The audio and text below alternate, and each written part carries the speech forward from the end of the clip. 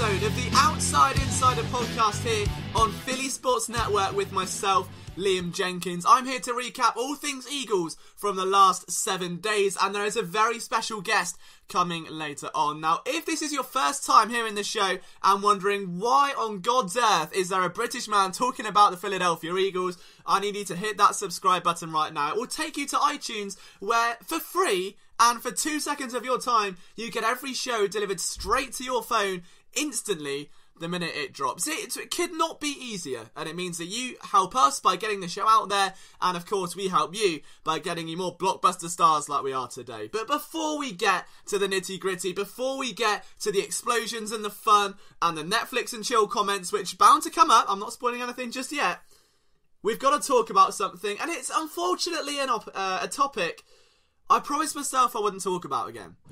I said that after last week, after the show, I ranted for 2 weeks solid about Le'Veon Bell and why it shouldn't happen, why the Eagles would be almost crazy to make that manoeuvre. We're here again. Corey Clement, before that New York Giants game, reportedly goes up to Howie Roseman and says, H-Dog, I'm going to go and prove to you that you don't need a running back. I can do it all. Howie goes, alright big guy, go and prove it. Clement runs the ball 11 times for 43 yards, has 3 receptions for 26, and it wasn't the most inspiring performance ever, and as a result, Eagles Twitter goes into meltdown, and the people that are saying apparently Antonio Brown is signing with the Eagles, and Richie Incognito is signing with the Eagles. Who else should we have is signing? Let's have Batista. Batista's going to sign with the Eagles. Who else should we have? Maybe Wayne Rooney, he can sign with. Because that's all that's happening. The running backs don't perform. Then it goes from Amari Cooper is apparently signing with the Eagles to Le'Veon Bell to LaShawn McCoy to whoever else it may be. Because the Eagles need a player at a skill position to make an impact. I really don't want to touch on Le'Veon Bell again. I really don't want to. But all I'm going to say before I get on to the more important argument is this. Even without Jay Ajayi, there were 2 running backs who carried the ball. So Josh Adams didn't even touch the ball against the New York Giants. Smallwood averaged 2.8 yards per carry, sure. Clement, 3.9. But overall, that group amassed 108 yards against the Giants' run defense, which, well, I mean, if we take a look at it, just statistically based, they're not exactly the worst team in the league. I mean, they're close to it, let's be brutally honest. They're 26th, it's not looking great. But the point is, they got over 100 rushing yards for, I believe, just the second time this year. Now, if I told you that this Eagles team, through 6 weeks of the regular season, had 600 rushing yards, averaging 4.5 yards per carry, and scoring 6 rushing touchdowns, you're probably not going to believe me. But it's true, and they've only fumbled once. Unlike, some of the other teams who've, done twice. It's not like they've gone dramatically through the roof. But the point is, there are teams that have literally fumbled 6 times. The Niners have fumbled 6 times. The Eagles have fumbled twice and lost 1. It's not the end of the world. They've got reliable backs. You know what Clement brings to the table. You know what Smallwood brings to the table. There is a reason, above all. Forget the financial constraints. Forget the idea of him coming late into the season. And it took 4 games last year for Jay Ajayi to get more than double-digit carries in a game. Forget that. Forget the 7-week rental. Forget everything you've heard about a free agent running back. Or trading for a running back, or trading for a receiver, or trading for... let's just trade Carson Wentz while we're at it. Let's put that in the equation. There is a reason why Howie Roseman has sat on his hands very patiently and not made a move. Life is not Madden. Although Madden is life to many, life is not a game of Madden. And when you look at this team, there's a lot of potential there.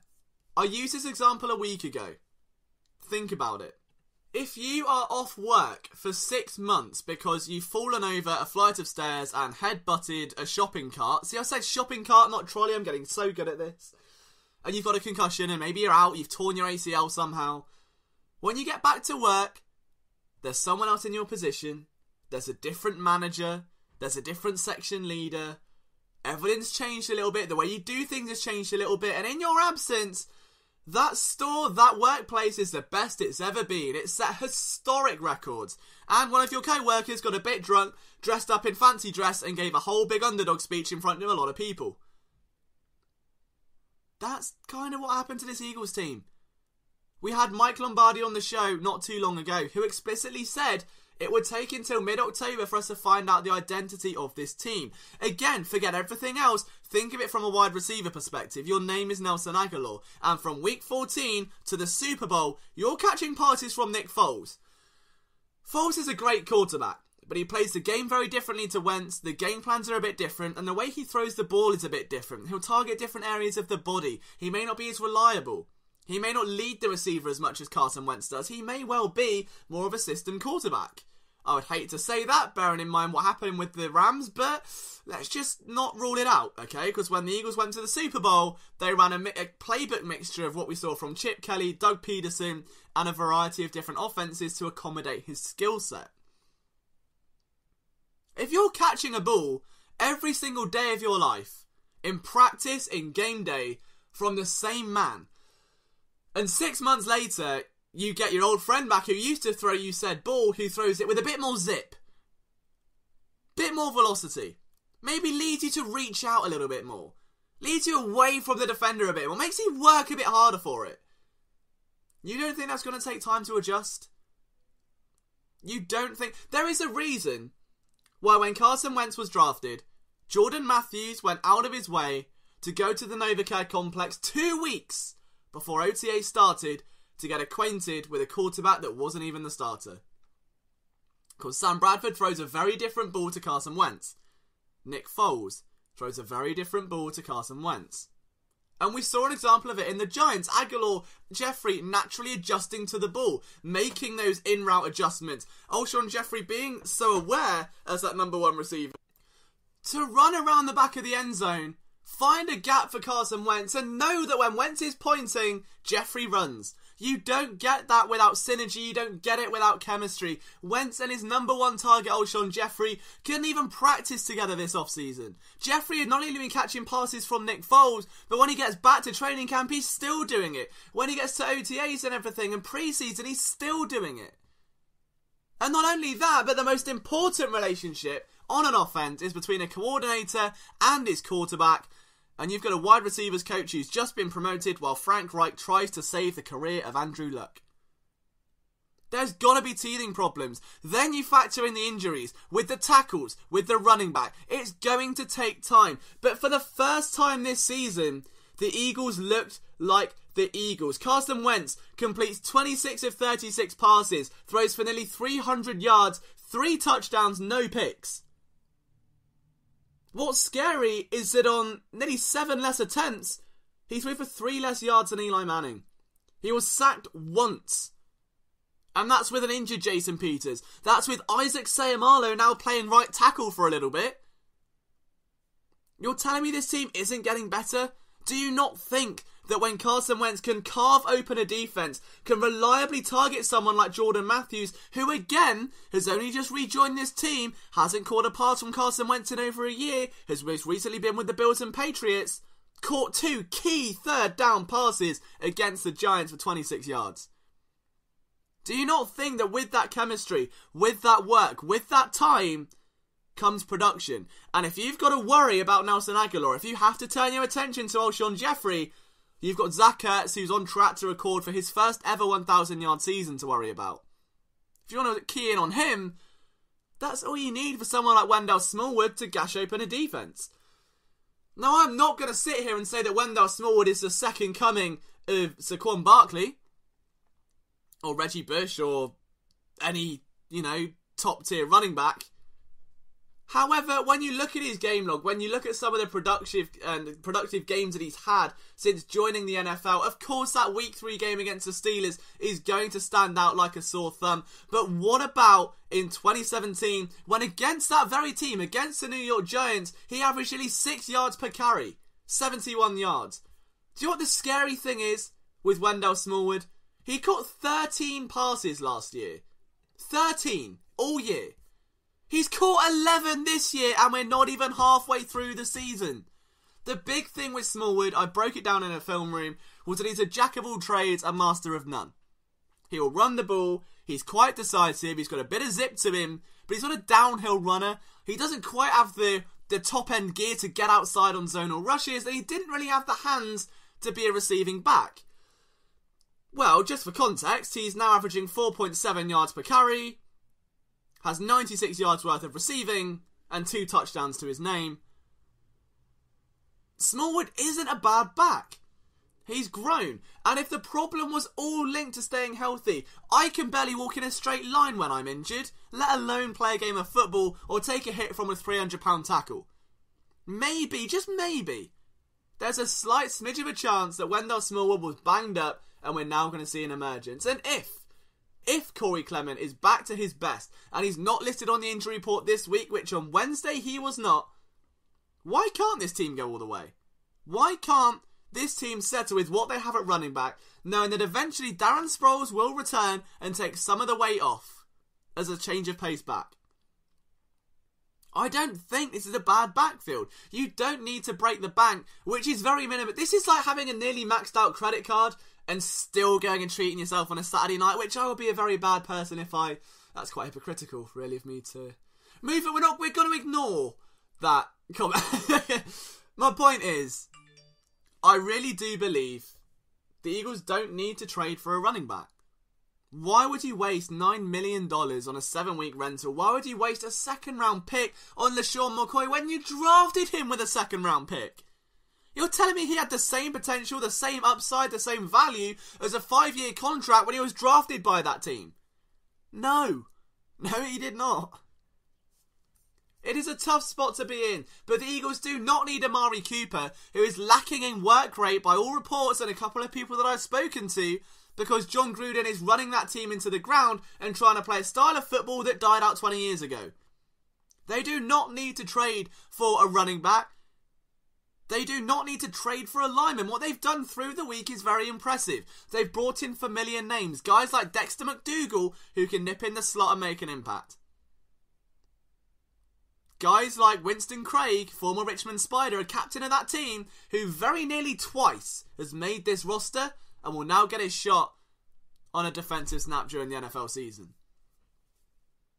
The Eagles know what they're doing. They do not need to be out there trying to attract the biggest, baddest name. There is a reason why skill positions are named like the Ferraris of the NFL. They're wow, they're cool, they're exciting, they're fun. But they attract the wrong attention. And when they break down, it's an expensive repair. And I'm sure my nearly maxed out credit card would probably not appreciate a broken down Ferrari. So just remember that. I'd love to hear your thoughts on this though, guys. It is a big debate.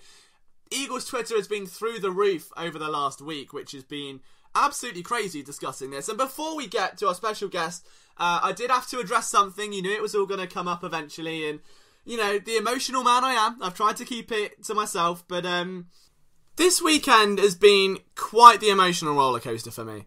And it went from not getting the NFL press passes that I dreamed of for 4 years to an Eagles game in London, which was the dream scenario as someone that's covered this team for 4 whole years, day in, day out, New Year's Day, Boxing Day, birthdays, you know the drill.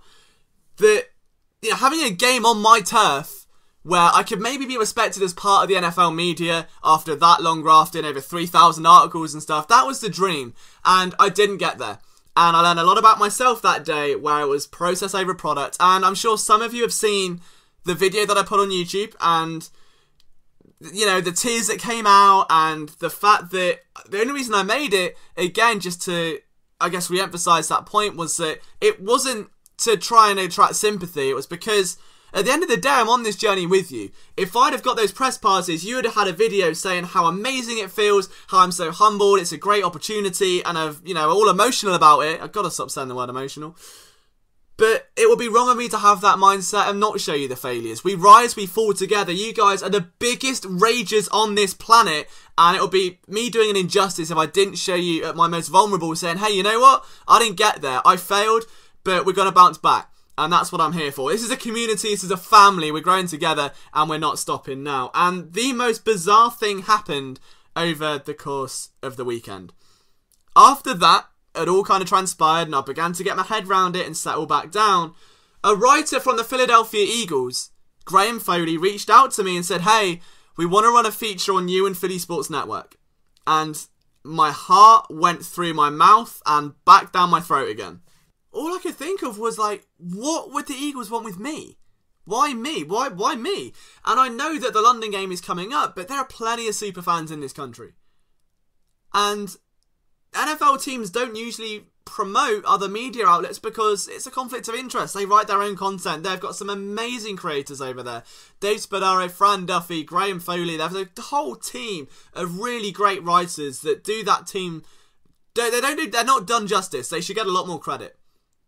But out of nowhere, they message me. Graham gets in contact with me. They want to run a feature on Philly Sports Network. And I can't explain the feeling that I kind of felt in that moment.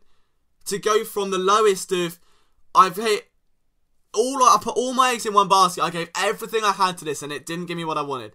And how to build up from that and understand that it was bigger than me. It wasn't about the product. It was never about press passes. It was about the process and being a better man, being the best writer I can be, and just growing throughout that and learning every single day.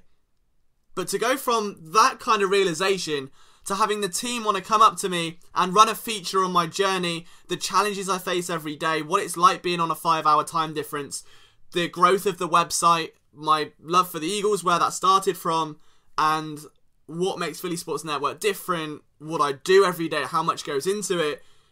I can't put a price on that. If someone told 19-year-old whiny Liam that, hey, one day the Eagles are going to run a story on you that's going to sit there at 5 a.m. watching them on NFL Game Pass as a 14, 15-year-old kid, they're going to write about you. That blows my mind. And I'll try really, really hard not to get emotional. I'll do maybe a separate video where I cry about that.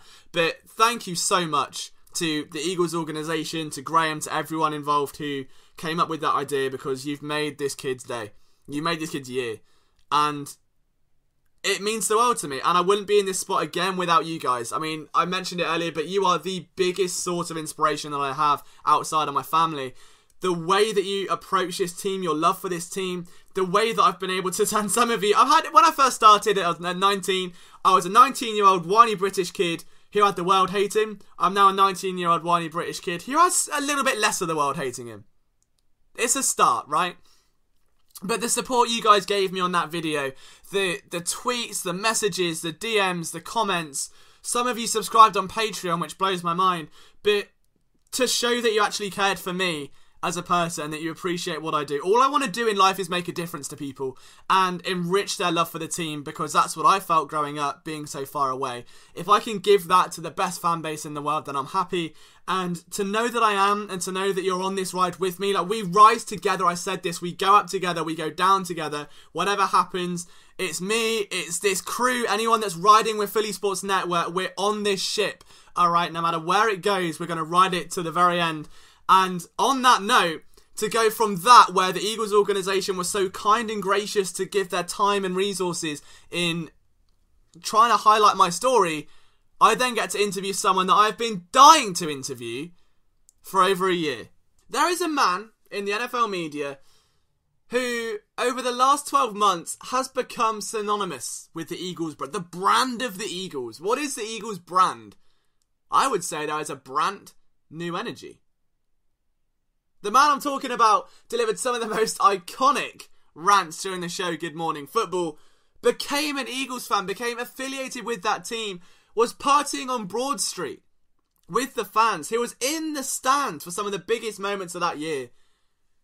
The man that has gone from being a soap opera and a reality star to one of the faces of the National Football League and their television programming on the NFL Network, Kyle Brandt, an interview I have been dying for quite some time. So without further ado, ladies and gentlemen, the Outside Insider takes it to Astro World with this interview. It's a pleasure to be joined right now by perhaps one of Philadelphia's most loved TV personalities, Kyle Brandt from the NFL Network, host on Good Morning Football, of course his own show now as well in the Kyle Brandt Football Experience. Kyle, thank you so much for coming on. Liam, I wouldn't have missed it. It's an honor to be on. You have a lot of the same passions, and I understand that you are a fan of the pumpkin spice latte. Absolutely. I mean, do you know what? I think this is getting a bit flirtational now, isn't it? What a start we're off to. I mean, it has been a roller coaster year for the Philadelphia Eagles, but also for yourself as well, to take on, the challenge of game day morning, to then get to something like Good Morning Football. You've had a Bears game broadcast. The Eagles won the Super Bowl. You've become at one with the fans. I mean, what has the last 12 months been like for you? It's probably, every once in a while you have like a life experience that, you'll remember till you're dead. If you live to be 100, you'll remember one of those experiences. And I think in my experience, I have one of those maybe every 5 or 6 years. Over the past 12 months, Liam, I feel like I've had 30 of those. And honestly, maybe 18 of the 30 have to do with the Philadelphia Eagles, between going to the Eagles-Falcons game and meeting Eagles fans in the tailgate in the parking lot for the first time. I'd never been to an Eagles game. And then going to the Super Bowl and being in that stadium in conference, the Hail Mary fell flat to the ground and seeing the Eagles be champs, and then roaming the streets of Minneapolis with Eagles fans with 40 degrees, and they were all delirious, and I felt like I was part of them that night. And then I was at the parade. Over and over. It came out of nowhere. For a guy like me who was raised in the suburbs of Chicago, I am somehow out of the blue got this incredible attachment with the city of Philadelphia and certainly the 2017 Eagles team. So this last 12 months has been awesome, but it's been because of the birds. That's amazing to hear. I was going to ask, because you're not from the Philadelphia part. It's obviously like me being British, sort of a million miles away. So was it that 2017 in particular, or was it that there was maybe something else about the franchise you were always drawn to? Like, are you an Eagles fan? Well, here's what it is. When I started Good Morning Football, it was a huge step for me, obviously. I'd never been on a TV show regularly, or at least not this kind of TV show. And one of the first things that they had me do was in September of 2016. Let's go back just over 2 years. And it was opening day in the NFL. And if you remember, it was the Thursday night game, and it was the Panthers versus, I don't remember now. Maybe it was the Broncos. I'm not sure. It was the Panthers. But the point was that the 4 hosts of Good Morning Football were all sent to 4 different locations across the country to host remotely that day. And I got sent, just because it was close, I got sent to Philadelphia. And I was outside the NovaCare Center. And I was set up there in a booth and everything, and it was pretty cool. I didn't really have an attachment to the Eagles, but I was in New York, and they were relatively close, so they sent me to Philadelphia. So I get there, maybe 4:30 in the morning, pitch black out. Now, this is the week that they had traded Sam Bradford, because they said, well, screw it. We took Carson Wentz, number 2 overall. We're going to go with him. And everyone was still reeling at that point because, we like the look of this guy, but, North Dakota State, and can he play, and he's going to start the first game of his first year. This seems like a little nuts. He didn't know the magic was coming. It was kind of a scary time. So I'm there at this, and now it's about 5 in the morning. We're going to go live in 2 hours, and I see this car pull into the parking lot of the NovaCare Center, and I see this tall dude with red hair get out with about 6 boxes of donuts. I'm like, oh my God, this is the guy. This is the rookie. And I went over to him and talked to him. I said, I want to say, hi, I'm rooting for you, man. I hear really great things. And he was like Carson is now, except he was really, really new Carson. So he was so polite and so outgoing and so great that you're here and doing the show here. This is so exciting. And then walked off. And that day I talked to a few of his teammates and they glowed about him. But I think that moment, having meeting him and being the first one in the dark at the NovaCare Center, he was starting something new. I was starting something new, and we were both just little eager beavers trying to get after it. That began my attachment to him, and then the 2017 thing obviously just took off at the right time for both of us. Yeah, I mean, I think this then goes directly onto what I next wanted to talk about, which is obviously the growth of Good Morning Football and your personality on there. Now, when that show first came out, it broke the mould. When you think of morning football shows, it's very sort of well said. Everyone's in suits and they're relaxed, and it's very well spoken and quite friendly and lifty. Good Morning Football has so much energy that you want to overload on sweets and sugar and just run through a wall. And I think, your personality was a massive part of that. So then fast forward to the end of that year, and then you have the big Eagles speeches and the ones which I think made actual Eagles fans run through several walls. What inspired that sort of mindset? Well, thanks for saying that, first of all. Our show is definitely the dog mask mornings. And, I get asked that sometimes. Where did it come from, the Eagles speeches? Because, again, I'm not from Philadelphia, dude. I've been to Philadelphia maybe 5 or 6 times in my life. and 5 of those are after the speeches. All of this is, we do every week where we talk about something that's underappreciated. We all take talk on it. Maybe it's a player or a coach or fan base or whatever. And if we can go back and really timestamp this moment, this was, the Eagles are in the first round bye, and they're going to host the divisional round against Atlanta, who have just beaten the Rams. And Wentz is out. We didn't really know we were getting from the bowl. And I just started reading the media, and I started reading all the tweets, and everyone was just crapping on the Eagles and crowning the Atlanta Falcons. And sometimes you read something on Twitter so many times, you just get so sick of it. Yeah. And something snapped at me that morning where I just said, oh my God, enough of this Falcons love. Model of consistency and dependence that we can count on the Falcons. They've seen the Blues 28-3 lead the week before. They're hardly infallible just because Wentz is out. But what I'm saying is, something snapped in me, like the Incredible Hulk, who happens to be green, which is appropriate, and I just started riffing about that very help these guys out. Frank Reich, Jim Schwartz, Doug Peterson, Nick Foles, all these guys who have just been disregarded for their whole career, and it's happening again. And so they win, and then sure enough, it's victory parade. Kelsey touches on a lot of the same topics. So it just came out of nowhere, man. One morning I got pissed, and I just let it rip on the air, and people seem to like it.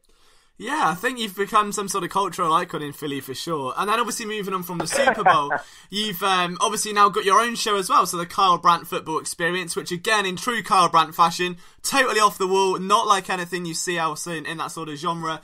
From someone that maybe hasn't seen that show before, how would you describe that to them? How would you pitch it to them? Well, Eagles fans will love it because it's, first of all, it's very Eagles friendly. We always have fans in the studio from all over the country, all over teams, and there's always Eagles fans. I walk in every Friday to the show, and I walk into this room where the fans who are going to be attending the show that day are sitting.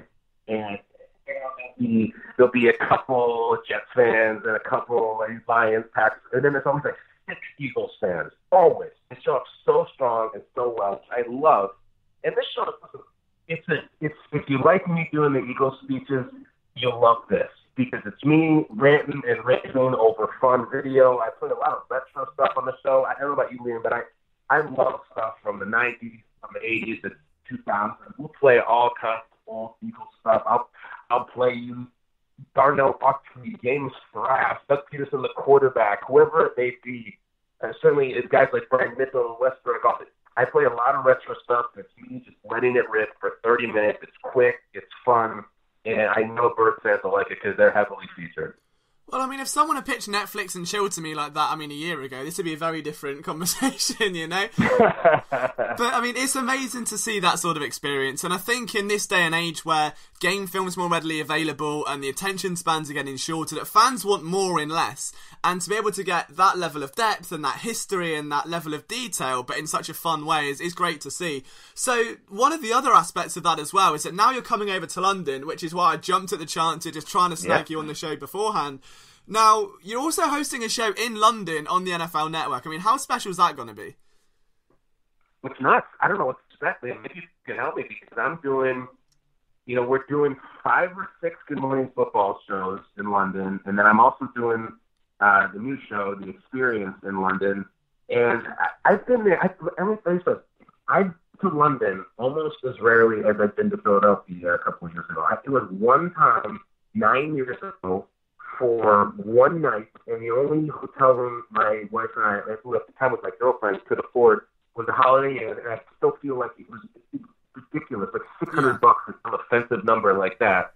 So I don't know what the hell to expect. I hear that the beer is stronger. I hear it's expensive. I hear there actually are a lot of NFL fans. You're the one who should be telling me. What should I expect?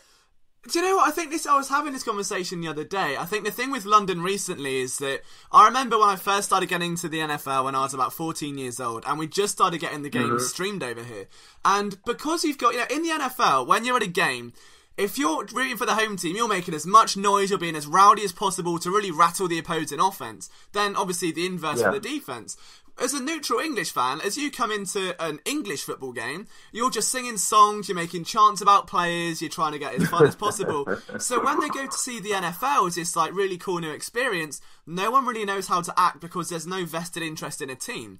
But now you've had the Jags like ram down London's throat so much, I think it's got to a point where people are beginning to realise and wake up a bit, and as coverage begins to expand, we see things like you said, 5 or 6 Good Morning Football shows, the exposure's getting there now, we've got, you know, a deal with Sky Sports.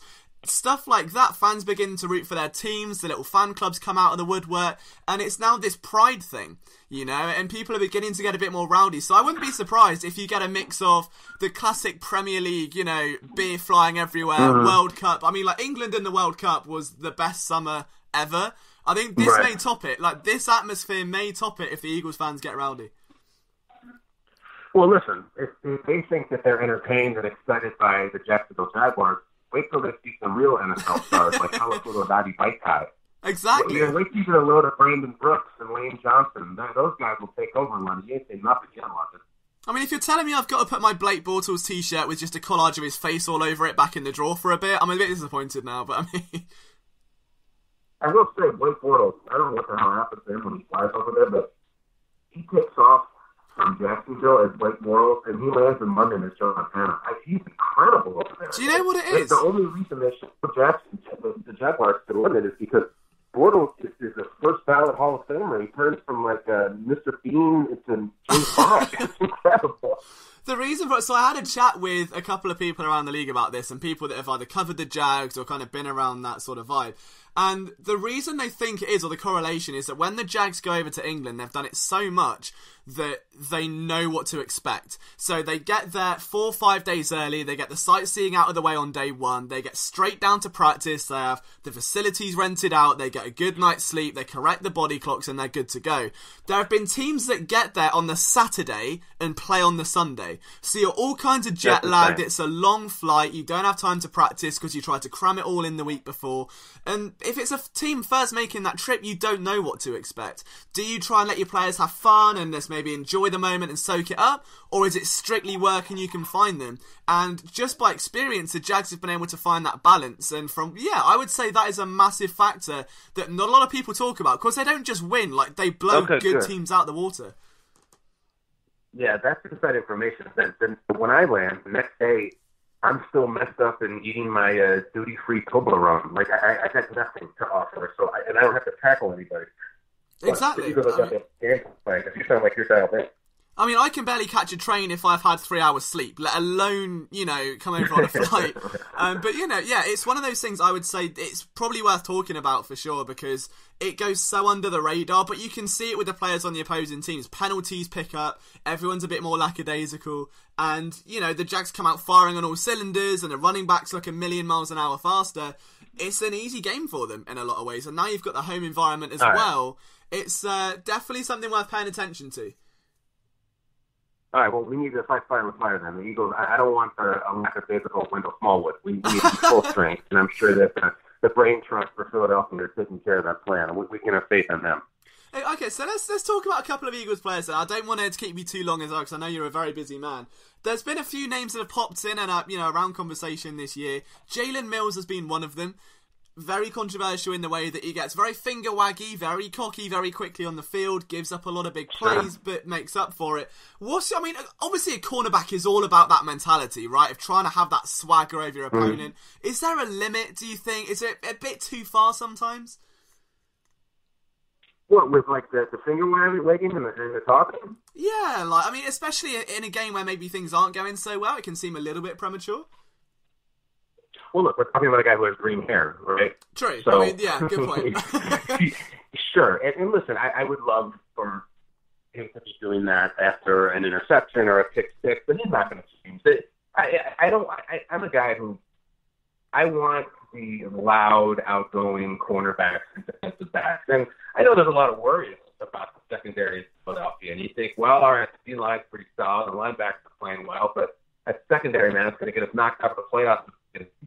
Get kept out of the playoffs altogether. So it's almost one of those things like, can you really dial down and dial it down? You just hope he makes more plays. It's going to top one way or another, and I think that's the way we want. We all liked him when he was doing the electric slide last year in the middle of the playoff run. We need to get back to that. Very true. All right, so what about some other positions? Obviously, running back has been a big worry. A lot of noise about a certain, running back, probably rhyming with Le'Veon Hell coming to the Eagles. I mean, what are your opinions on this? Do the Eagles go out and make a big ballsy move in Howie Roseman fashion, or can they get by with Clement and Smallwood? I conducted a little bit of a social experiment with Eagles fans.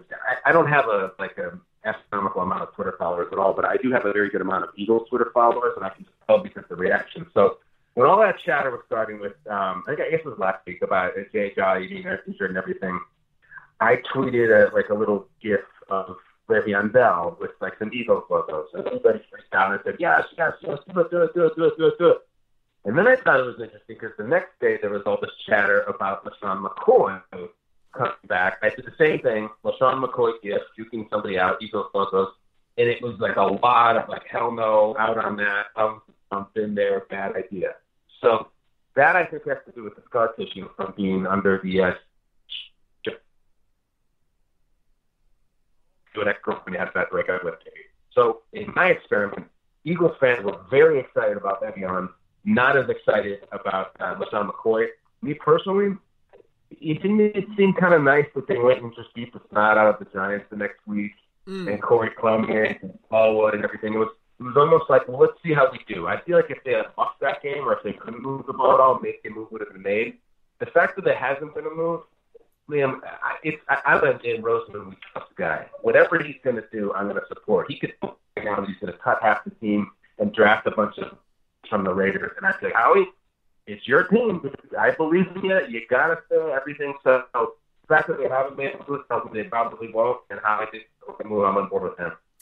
Yeah, it's definitely been an interesting area of conversation this week. Another one has been Carson Wentz. He's definitely kind of finding that groove again now. What did you make of his performance against the Giants? Because it definitely felt like that MVP kind of caliber performance. One of my co-hosts, Peter Schrager, who's one of my best friends and knows more about the NFL than anybody, we did a segment this morning. Here we are. We're going into the 7th week of the season. Who is a dark horse MVP? Who is the guy who's going to shock the world? We know the runners, Mahomes, Goff, and all that stuff early, but who's a dark horse? And we all made interesting choices and said, Adam Thielen or J.J. Watt or whoever. Peter Schrager said Carson Wentz. And we're all like, oh, that's kind of cool. It doesn't matter that he missed the beginning of the season. It doesn't matter that the Eagles have had a rocky start. The MVP is won in November and December. And the thing is about when Wentz came back, the games didn't go terribly well. So we're getting a lot of national attention, a lot of coverage. He's been fantastic since he came back. Not average, not even good, great. But he's not throwing picks. He's pulling 300 yards out of his backside like nothing. And there was all this concern for so many months about can he move around? Is he Carson Wentzable? Yes, he is Carson Wentzable. And if he keeps this up, he will be in the conversation with MVP, which would be the best story ever because it was taken from him last year. He looks fantastic, and I think it will only get better. Yeah, there's definitely a huge chip on the shoulder. And I just really quickly, because again, I don't want to keep you for too long, kind of going back over your career and things like that as well. I know that you've had a big chip on your shoulder, and breaking into TV isn't the easiest thing in the world. Yeah. When you look at your rise to where you are right now, if you've got advice to people who may be listening to this show and they want your job, because you're killing it, you're having fun with it, you're talking football, how does someone go about breaking into that kind of industry? Oh, man. It's hard for me to give advice like that because my past is just so weird. I have the strangest resume of all time. No one could ever duplicate it. A lot of people have better resumes than me, but no one has changed it. I can't tell somebody, here's what you do, dude. Yeah. You want to play some college football, because that helps. And then you want to go on a crazy reality show on MTV, and then you want to do 3 years on a soap opera on NBC called This for Live. And then find a national syndicated radio host like Jim Rohn and work for him for 9 years, and then your break will come. Because that's the path. It's not like you tell someone who wants to go into business. If you study and you get into the best business school, I don't know, man. I really done some sort of weird pot of gold after the strangest acid trip of a slide down the Rainbow Man. I would, if I had to give some advice, I would just say, especially to somebody young, I would say, have fun in your 20s and absolutely work your ass off in your 30s because that's what it's really made. By the time you're in your late 30s to 40s, that's when you really want to make some progress. So I went crazy in my 20s and worked so hard in my 30s. I mean, up at 4 a.m., I still do. I've been up at 4 a.m. over 11 years now, and it's just what I do. It's what I did it. So that's my best formula. But if you want to try the soap opera thing, that'll might work too. I mean, I don't think I've got quite the face for a soap opera, but I mean, I love that mantra. It's really good. I'd say just really quickly on that note as well, what does a day in the life of Kyle Brandt look like right now? Because I know, I've been a big time fan of Schrager for a while, and, back in the days when he was with Jay and Dan on their podcast in Canada, and, listening to his transition to Fox Sports before coming over, and how it all changed. I mean, how has life changed for you? You mentioned those 4 a.m. starts, but those days, they're not as simple as they look on TV, right?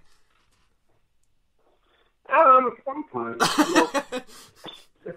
Look, sometimes, honestly, Liam, in our show, it's sort of just a matter of crawling out of bed and sitting down at that table and letting it rip. Because it's, we help each other, we support each other. It's a little bit like a rumble in pro wrestling. Like, we all kind of sell each other's moves. If you want to body slam me, go ahead, I'll support you.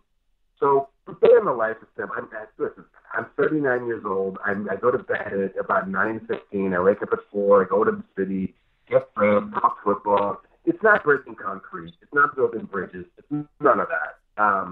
I just lucky, man. I'm in the right spot, and I worked my ass off for a while. There's 3 people at the table. It's like a sitcom. It's like we're Jerry and Kramer and Elaine and George, and for some reason it works. And thank God for the Eagles, because we had a hell of a season last year, too, on our show because of them. That's amazing to hear. All right, one final question for you. I know you're coming to London. You're going to be there for a week. It's a really simple one. Mm-hmm. I'm British, right? And if you're coming to London, you've got to make this as British as possible. Like, that's the only way. Like, if you want to get all stereotype. So, if you have free time, if you've got a spare 10 minutes, we'll have tea, we'll have crumpets, we'll get some fish and chips, we'll talk football, we'll make a show, and we'll get it out. How are you down? You down? Liam, I just can't believe you're British. Is that true? Do you know what? I know you can't tell because of the accent, right? Liam, I'm going to confess to you. I'm actually from the United States, too. I was born in America. Oh, I'm just being catfished. I'd love to have whatever you want. Beautiful. I heard that the beef in England is stronger, so I'll be happy to know. That sounds amazing, man. Well, listen, Kyle Brandt, if people want to follow you on Twitter, I'm sure they already are, but just in case they don't, where can they find you? Where can they watch you on a regular weekday? Okay, quickly, at Kyle Brandt on Twitter, at Kyle Brandt. Every morning, if you're an Eagles fan listening, it's 7 a.m. Eastern, NFL Network for the Good Morning Football, and I would love for you guys to check out the Kyle Brandt Football Experience, a name I did not come up with, but that I roll with. 6 p.m. Eastern every Friday, 6 p.m. Eastern every Friday, NFL Network. A lot of fun, a lot of birds. It's awesome. And if you want an extra tagline for it, it is the new Netflix and chill. So just go with that, and it'll be totally fine. That's the thing. And, Liam, I want to thank you for having me on. And I have to tell you how much I respect the climbs you've been on, because I know you've worked to get your foothold and to get noticed by the team and to get accepted. I know you've made a lot of progress with that. So I respect it, and I'm really impressed.